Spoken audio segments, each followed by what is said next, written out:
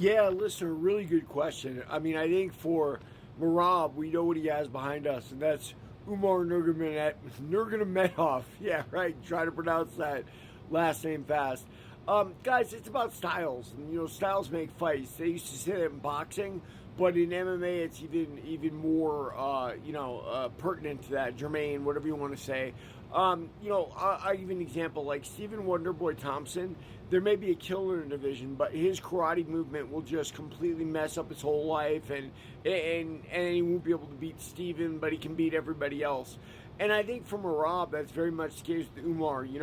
Umar obviously is over there in the Caucasus, not so far from Georgia, I think Georgia might be in the Caucasus itself, actually. So what am I saying? They're both excellent grapplers. Now Merab's got to get a little taste of what his advantage has been the whole time, which is obviously in the grappling. He's been able to beat people up, being able to get on top of them, take them down, beat them up, chip them off. Very doubtful that he's going to be able to do that to Umar. And that's why, we love MMA, we love fighting sports. There's always someone that can beat you. Now, we don't always come to Jesus with that moment. It's why a lot of people think Mike Tyson is still, the greatest boxer of all time. They remember a point in time, and that's the way they remember it, and that's the way it's going to be. But everybody eventually falls. Even Khabib would have fallen if he had given enough time. 3 defenses is not a lot.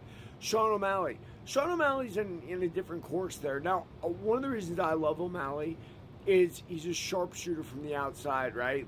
And his kicks, sorry, nobody talks about it, but they're very Taekwondo. Mommy obviously had him in karate or Taekwondo, and that's where those come from. They don't talk about it. Why? Because it's not cool. It's not cool like his rainbow hair. It's not cool like his tattoos. Karate's the antithesis of those things, right? So they make you Stephen Thompson drive the karate bus, picking up little kids. It's a different way to market different fighters. But yeah, make no mistake, O'Malley's strength is in that sharpshooting. And we saw it where he almost knocked Merab out with that body kick.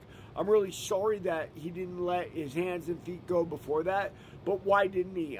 The reality is, and I think you saw this in the Peter Yan fight, there's a vast amount of insecurity in Sean O'Malley. And I understand, there really is.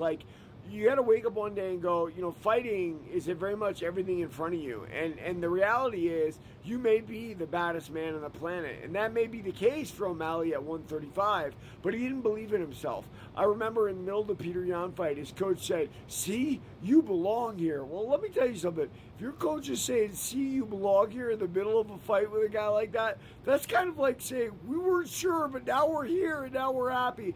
And I think he takes that insecurity into each fight. And everybody does to a certain extent, guys. All you can be is be the best at what you do and hope it works out. If O'Malley had let his hands and feet go, I'd have liked to see what he'd done with Merab. If he had knocked out Merab, guess what? He's the next Conor McGregor. As it is, will it be hard to come back from that? Yeah, it is. Guys, football's a game of inches. Fighting's a game of millimeters. So he may never recover from that loss. He may never come back now, but he came back from Chito Vera. So, let's give him credit. Let's see if O'Malley can build himself back up. I'd like to see it. Merab, tall order with Umar, and yeah, we keep on rocking. Everybody read my book, Warrior of the Light.